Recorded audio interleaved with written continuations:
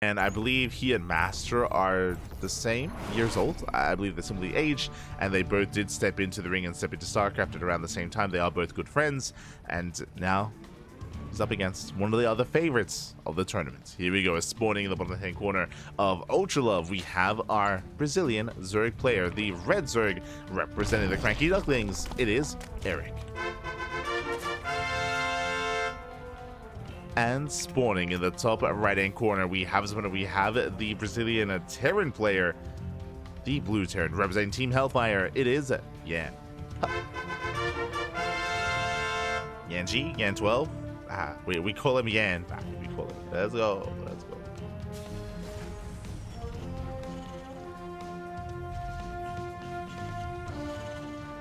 We go. As from here, just gonna be opening up, is going to be the initial hatch opener out of Erik. I would imagine hatch gas pool. And now Erik, he has been playing around a lot with a new opener, which does involve a second hatchery and skipping queens. And he does like to incorporate it into this matchup from time to time. Personally, I'm not too fond of it. I'm not too fond of it against Terran. I'm not too fond of it, just because Terran players, they can be really, really good at identifying low queen counts, at punishing low queen counts with Hellion dives. Can be very difficult to defend. And here it looks like Erik is not going for it. He's going for a hatchery into a spawning pool first. Is going for delayed gases though. Interesting. With delayed gases, he can go for a faster third, or even that macro hatch. We'll see. Oh. Okay. Does delay his gas, but not by too much longer, so it's going to be hatch, pool, and later gas timing from Erik. Now, because the gases are so late, I'm going to make the assumption that this is going to be roach-based. I'm going to assume this is going to be roach-based play instead of Ling speed, just because Ling speed will be so heavily delayed here, might be worth just skipping it entirely. So we'll keep an eye on Erik. But now, SCV Scout is coming in, does confirm the hatch first. Back at home, do have our racks expand, nothing crazy so far out of our players. Reapers moving out across the map, and the goal here is to try to delay the third base, pick away the mineral line, dance with the units of Erik. Erik does only make 2 Lings. He makes 2 Lings from here, going to be forced back. Lings are going to be going down. Yeah, he gets 1, he gets 2, does surrender the mineral line. Erik has to pull away. Oh! Does pull away, drones are under fire, and can he get one? Ooh, he can. Whew, Eva Chamber was denied. And yep, there it is, roaches. As we made the assumption here, because the gases were so late, we assume it is going to be roach play, not Ling speed, but Yan didn't confirm. He didn't see the late gases, he did not get into the main base, and Yan did not see the tech at the ramp, so he's still a little bit in the dark. He does confirm, though, no expansion. That is a tell. No third base here at the triangle location, no third at the linear location either. Yeah, and he knows that something is wrong. Something is wrong, something is amiss. Behind this, ooh, going for a 1-1-1 before CC. Very safe play here by Yan. I say safe, very safe and very aggressive. And this means a faster Banshee. Faster Banshees here from Yan. Delayed third CC, but I feel like this is what you want, especially against a roach-based composition. Command center has been upgraded. Reaper dips in. 320 lair timing does confirm. Very early lair. Insanely early. Another 320 mark. Roaches are amassing. Now this could just be for fast roach speed into expansion, or this could be for a roach based all-in. Technically this could also, if we take another gas guys, this could be 2 base. This could be roach opener into like 2 base muta, which I would not put it past Erik, but we'll see. Behind this, Yan getting into his 1-on-1 into Cloak Banshee. Hellion's moving out. Burrow's on the way, okay?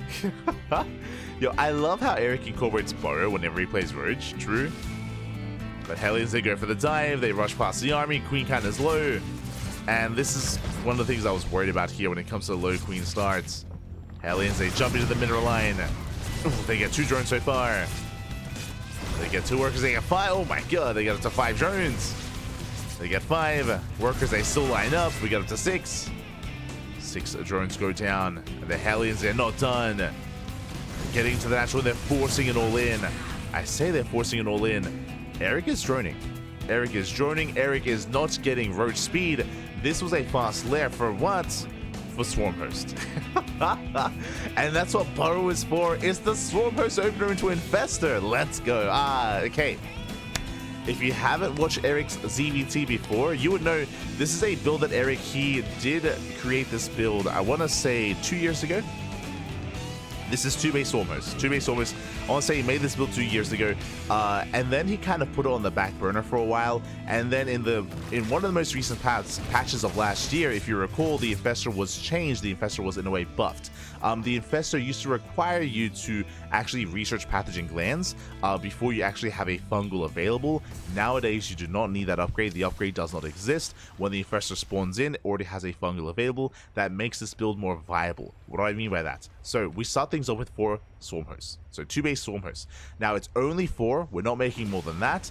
We do see Erik, he's moving out. He does, oh my god, does catch the Banshee. Very nice. But these Swarm Hosts are designed to distract, to harass, to punish, and to contain the Terran. And typically it would force a counterattack, and having those Infestors available is a good way to survive that counterattack, to be able to buy time to build up towards a greater economy. So Infestors are designed to keep you safe. Banshee does come across the expansion, the 3rd base. The Queens, they do respond. Queens, they respond. We have some Roaches massing up. We're still joining up behind this. And the Swarm Hosts, they're fanning out. Now, they did the math on this, and the Swarm Host, if each Swarm Host forces out 1 scan, then alongside the initial damage that they get, it is worth it. It is worth it here. So that's why the Swarm Hosts are spread. To force as many scans as possible, and also to, get as much damage as already the 3rd CC is laid. 1 SCV goes down, gets 2 Marines.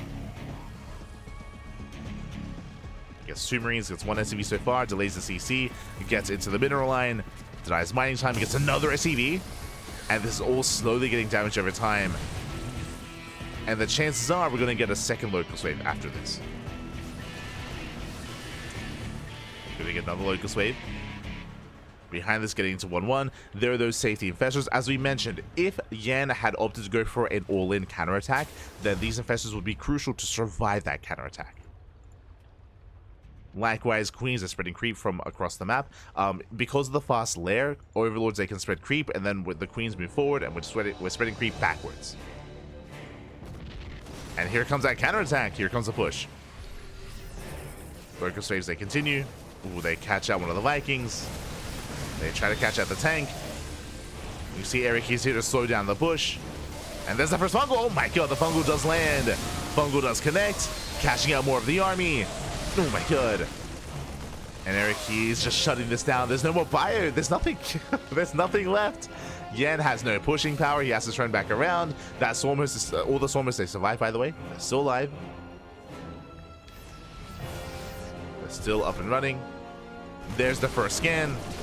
Finally, 1 Swarm Host goes down, but it's already paid for itself. Already paid for itself. Oof. Tank shot's going up. 1 tank goes down. Nice piles. And there's still 3 more Swarm Hosts. Oh. Banshee will pose a threat, but the Queens are in position. Banshee goes down. More SCVs are falling, getting 4 more SCV kills, delaying the production. Ooh, they do get a scan. 1 more Swarm Host goes down. We're down to 2. Now the Swarm Hosts are not going to be replaced. We're not investing into more Swarm Hosts. We're done with the Swarm Hosts. They've done their damage. They've killed how many SCVs so far? 10. 10 SCVs. They delayed the 3rd. They delayed the production. They killed some bio. They forced out scans. And we still have 2 more Swarm Hosts. From here, still just banking up more Roach Ravager. He wants another tank. Does want it. He will get it as well. Here come the slow lings. Infestors come in for the piles. Another tank falls. Yeah, and he's trying to keep up, trying to dive forward. And another fungal. A poison being pulled. We still have more fungals available. Oh my god, does the other miles? Oh my god, gets a medevac. Takes out a medevac back. Yay. Throughout this, the boys are pulled. SCVs are going down. We still have those Locust Waves. They're also still available. And GG gets called. Erik, he will take game number 1. Whew. GG. Hi, GG, well played again. 2-base Swarm Host. This is specifically a ZvT build, and again, there are layers to it. To go into Burrow early on, to go for the fast lair, into Swarm Host, into spreading creep backwards across the map. That spreading creep as well is really important when it comes to slowing down the push, when it comes to getting eyes on it, and engaging ahead of time to make sure that you have the breathing room to make sure your bases are left untouched back at home. Likewise, the biggest threat I would say was the Banshees. The Banshees, they were posing a threat, but Erik was able to catch all of them out. He caught out all the Banshees with his queens, with those fast overseers. In the end, it did shut them down. GG. GG, well played. Erik does take a lead, and now we're getting into game number 2. Now, don't expect this every game, but two-base Swarm Host is something that Erik does like to incorporate every now and then, and again, was like, quote-unquote, recently buffed, like last year, with that Infestor change. Is more viable, but here we go. We're getting to our next game. We're loading into Abyssal Reef, and spawning in the bottom right hand corner we have our Brazilian Zerg player, the red Zerg representing the CranKy Ducklings, leading the series 1-0. It is Erik.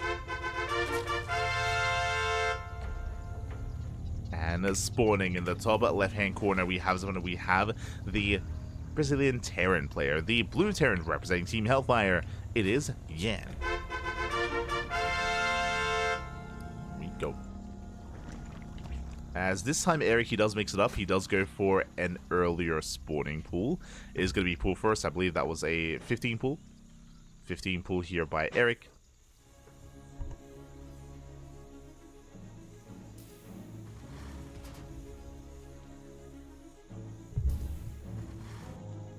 Is going to be the 15 pool, and with this he can try to sneak out across the map with his lings, and he can try to delay the CC. I would imagine that's the goal here for Erik. Otherwise, this is just a really safe way to play. If he was assuming that Yan was going to proxy, then we can get early queens and early defense. But now the second overlord is parked outside of the natural.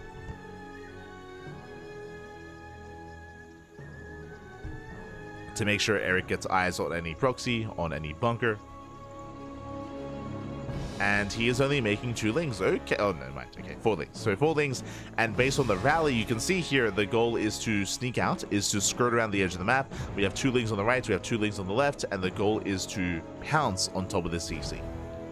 And ideally, get here by bypassing the Reaper and avoiding it entirely.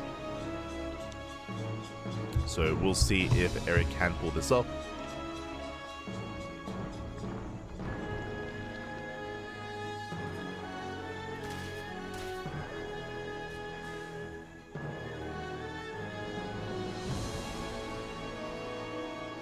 We'll see if he can pull this off here. As so far the lings, yep, they do skirt around the edge. 2 of them do. Reaper does go through the center. Erik, he pulls back, so he has some lings to defend. The queen is already out. And that CC is exposed. CC is going to be exposed. Oh! That queen is in position. Reaper going to be forced back. The lings have arrived, and they dive on that SCV. And they might not kill the SCV, but again, does delay. And even forces the boys to be pulled. Oh my god. Yeah, the boys are being pulled. Marine is going to be targeted down. Yeah, and he will hold, but damage has been done. You have 4 SCVs that were mining. The 5th SCV, of course, also forced back. Delayed command center. Erik back at home, happily joining up. This time did go for an earlier gas, and this time is going for link speed. So no roach play. No roach play yet.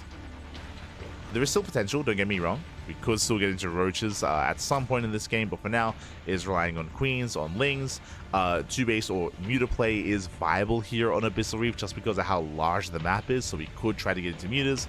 But now, though, we have an aggressive build here from Yan. What do we see? 1-1-1 once again before the 3rd TC. So it's going to be an aggressive build, committed Hellion production into earlier Banshee play. Erik has yet to confirm. He is going to be diving in with the Overlord, and he will soon get eyes on the lack of command center and the faster starport. Now, I do think that it's wise to play like this against Erik, especially because Erik is so roach heavy at times. I think it makes sense here to go 1-1-1. But this time there are no roaches, and Erik, he will confirm. He will confirm. Behind this, he should be getting ready here with his detection. We have a just under 4-minute lair timing here from Erik, so very early there once again. Not as early as last game, but early nonetheless at the 4-minute mark. Likewise, spores are going to be on the way, and we'll see what Erik does with this fast lair. We'll see if it's just for early scouting or maybe some earlier tech. Gases are being taken. Bear that in mind. Is getting a second gas geyser. Aliens being forced back. Erik does deflect. Lings, they avoid the Hellions. They head straight for the mineral line. SCVs are under threat. There are some reinforcing Hellions though. Gets one, gets two, gets a mule. No major damage. Does distract the Terran. Lair is about to finish. Only 2 gases. But, yeah, more gases being taken. And what are we going for? Okay, we're going for Ling Bane. Going for Ling Bane. I do think that the Baneling Nest is late, especially if you go for an earlier lair. Ideally, you want the Baneling Nest lined up with the lair so you can start up bathing speed. So, a little bit mistimed, but is on the way. Lings, once again, they get across the map. But there are Banshees to defend. Banshees are in position. Hellions, they deny creep. So far, Yan playing this well. And Yan is not going all in. Yan is expanding, getting a third. He's expanding. Oh, gets another tumor. Another tumor goes down. Erik holding on with the bare minimum.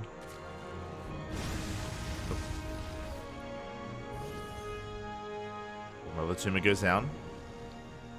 So far, the queens are keeping up. And she's there rotates, so do the queens. Hellions, they go for the time. There's so many Lings. And not many Lings to defend, but he doesn't quite go for it. There was an opening. There was an opening there.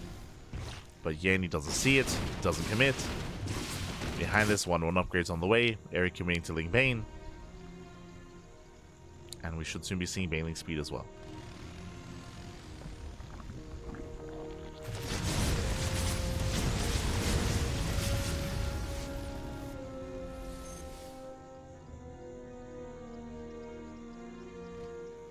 Is building up. Likewise, Yan now taking his third. Going for his third base. Erik playing standard, going Ling Bane into Hydra. Okay. I didn't get here in the most standard of ways, but Ling Bane Hydra nonetheless. Let's go. Erik droning, saturating, getting his third, now getting his 4th base up and running. Still building up his economy.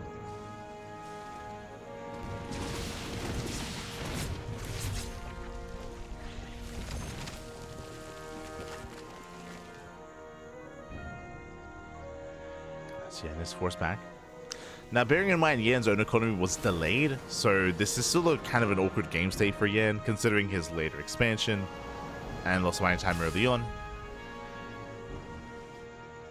And so far, this Banshee Hellion opener hasn't really been worth it. We haven't really killed many workers. The Hellions have done a great job when it comes to denying creep, that is true. The creep has been stifled, it has been denied, but the Banshees have been a little bit lackluster. From here, Erik rushing into a hive. Okay. Barely making any Hydras. Going for the Hydrogen into Lurker Den into Hive. So it looks like Erik plans on being the defender. Oh, as he does catch out the Hellions. Nicely done. But it looks like Erik, he plans on just being the defender, on just holding on back at home, on absorbing these blows until he gets into Lurker Tech. As Erik, he's mainly droning up. He's making the bare minimum Ling Bane. Does spot the move out. Okay, sees the army. That is going to prompt him to make more Lings. Okay, it's a burrow. 2-2 upgrades. Erik is building up. Yan does have a threatening army.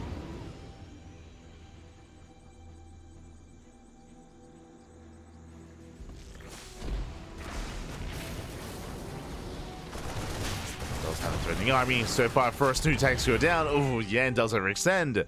Brutal pickoffs. Brutal pickoffs here.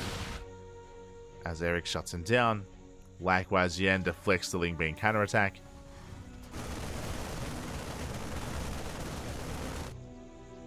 There, he can now focus on the main army. And he comes in with a surround. And looks down the army, does force to pick up. A couple of Marines left behind. Better trade here for Erik. Does catch Yan out. And what is done? The Hive. The Hive is done. Hive upgrades on the way. Lurkers now morphing in.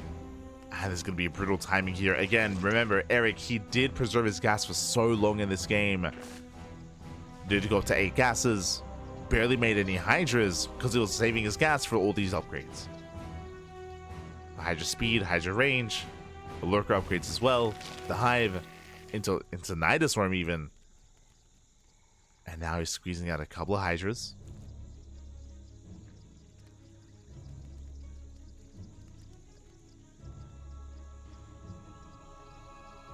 Up to 81 workers.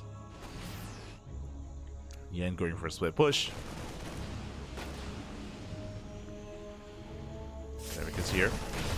Oh.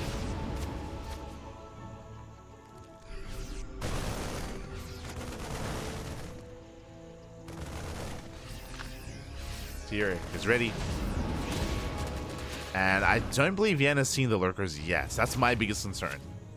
He's a little bit more unawares. Back at home, what do we need? We need tanks, ghosts more importantly, and to live eventually. Oh, goddamn shark.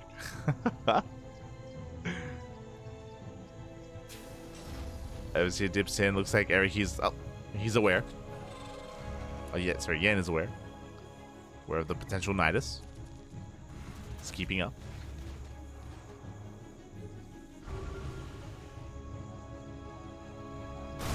Is keeping up. Queen's getting called out. Not bad, getting one queen. Queen does fall. We still have more Hive upgrades on the way, just now finishing up. Another Overseer into the main. And we're waiting for that Nidus.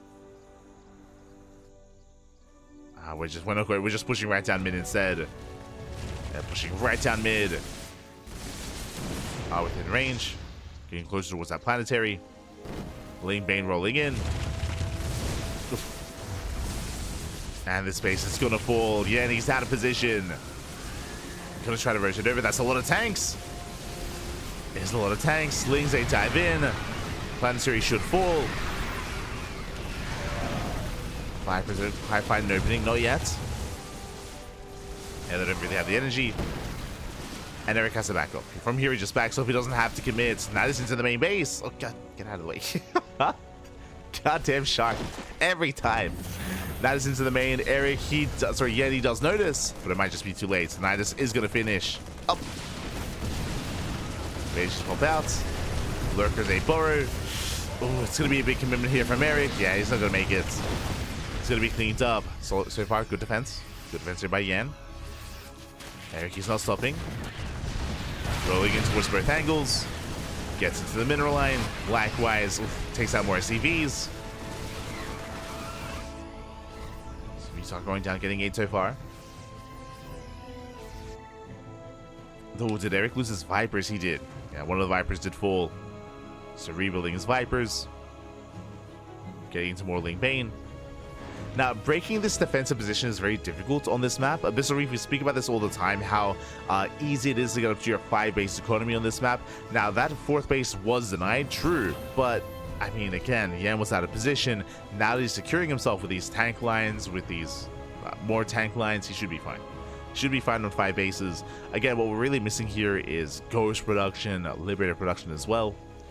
The army is still somewhat lacking for Yan, but he's getting there.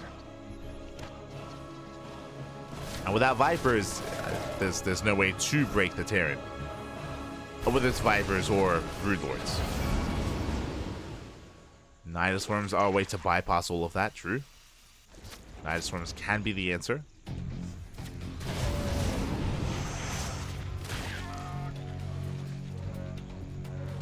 As Yan pulls away.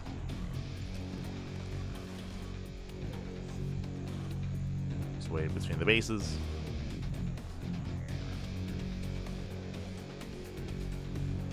Erik, go for the yoink. Oh, gets one. Ooh, gets one. Barely gets the other. And gets all 3. rocks go down. Where's knocking out those rocks? Yeah, he tries to rotate. Tanks are exposed. Jeez, tank line is still brutal. And is repositioning. Oh my god. That makes sense. Has to be careful. Has to respect the lurkers. Does have to respect them.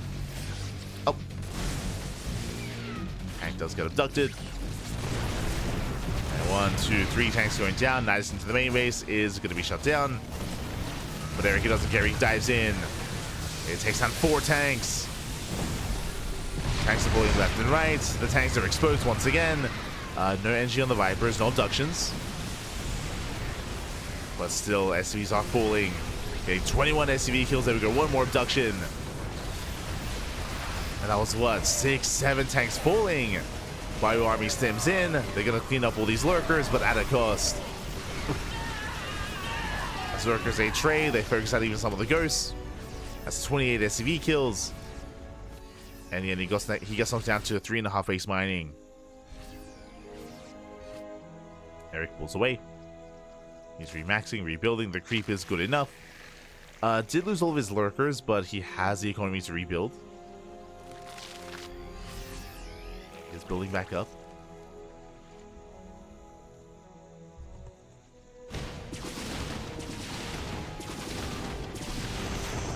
Oh, God. The Banshees, they finally go down from the start of the game.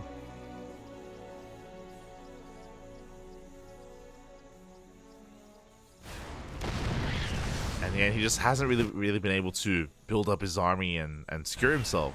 Despite having tank lines time and time again, we've seen it out of position, we've seen lack of support, lack of bio protecting those tanks. Now we have the ghosts, but the tanks were already reset. There's only 1 tank here. Oh my god, the snipes are Jesus. Erik overextends, snipes a pop-up. That was 5 lurkers going down for 1 ghost. Very nice trade for the Terran. Erik trying to collapse in. Coming in from multiple angles. Check the main army. Lurkers are coming from behind. And there's siege at Jubaro. SCVs are going down. Yan still trades very well though, as he completely shut down the Lingbane army. But the base is still denied. Losing 15 SCVs, the center expansion. Erik still pulling Yan apart.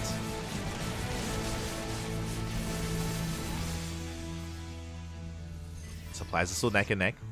It's one of those things where, yes, Erik, he has been, in a way, out positioning Yan and sniping some of these bases, but these have still been some really rough trades. Like, it's still not been very efficient from Erik. Running into these tank lines. It's still very close.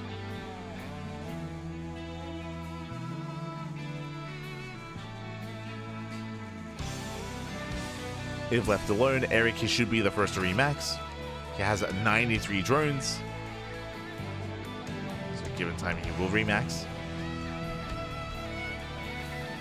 Yan's still stuck at home.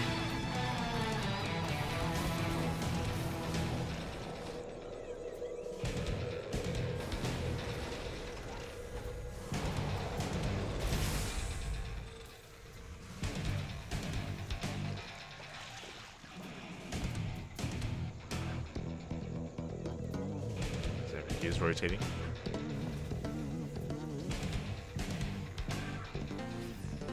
Rotating once again, looking for a way in. We have Lynx towards the left. We have Bane Hydra towards the right. Lurkers, once again, they try to come in from behind, but three Lurkers, they go down. Here come the Lynx. So penetrate against the Lurkers. Lynx, they don't catch the Ghost, but they do catch, oh, not even the tanks. Yeah, rough fight for Erik. He bleeds out too much. Viper goes down. Erik, can he make this worth it? Can he take down the Planetary? Maidens are rolling in. The goal here is the base, and he gets it. Planetary goes down. Erik pulls away. Erik does plummet in supply. Again, these have been some rough fights for Erik. And at this point, Yan, yeah, I wouldn't be opposed to this. He unsieges everything. It's time for a counterattack. The boys are being pulled. It's all or nothing for Yan. He's up in supply. He's up in army. he can win this game. Erik needs more time. He's building up some Link Bane.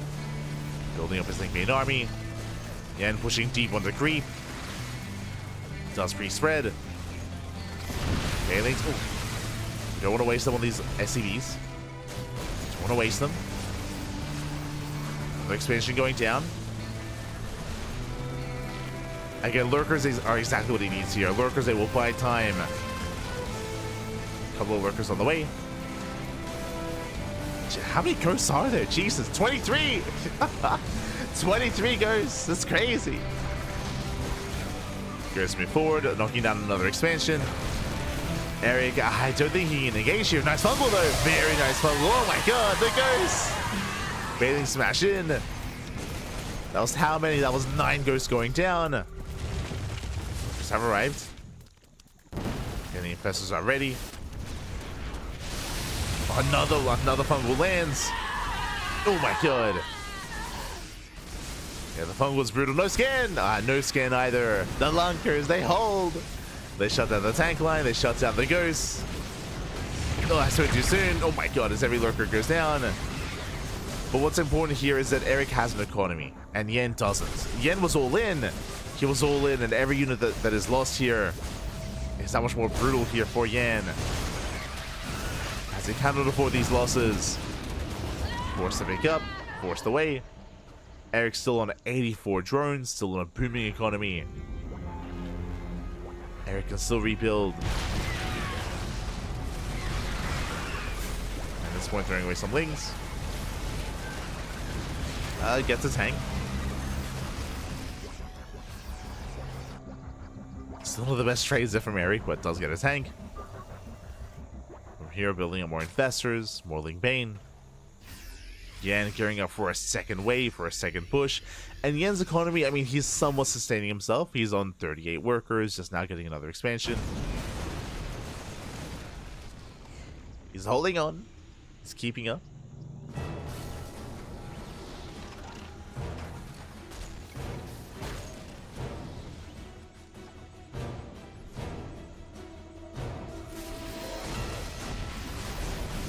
Erik, he does launch forward. Oh! Takes down a ghost. Tanks through siege. Yeah, brutal punish. Next tank shows the fungal. Oh my god, the fungals once again! The chain fungals even! Yeah, the fungals don't quite stop. Ghosts are going down. I mean, yeah, he still fights through. He still breaks through the main army. Another fungal connecting. And with these Ling reinforcements, it looks like Erik, yeah, he has enough. He barely has enough. The cracklings, they cracked. They clean up the bio. Another fungal lands. Erik, he tunnels away. Oh my god. Escaping with one infestor. Get a messy defense here by Erik. But he is building back up. No, it never landed. The CC never did land. The one Ling is gonna finally go down.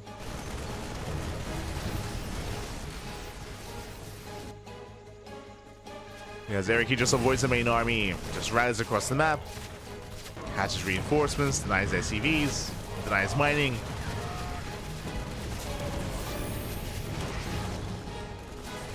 So yeah, racing back home. Trying to at least. Ooh, that's going to be a kill on the CC. CC goes down. Yan, he has no economy. That base was supposed to sustain him. He has no base. He has no expansion. Thanks to the one borrowed Ling. And Erik, he does it. He cleans up the main forest, the last force here of Yan. That's all he had left.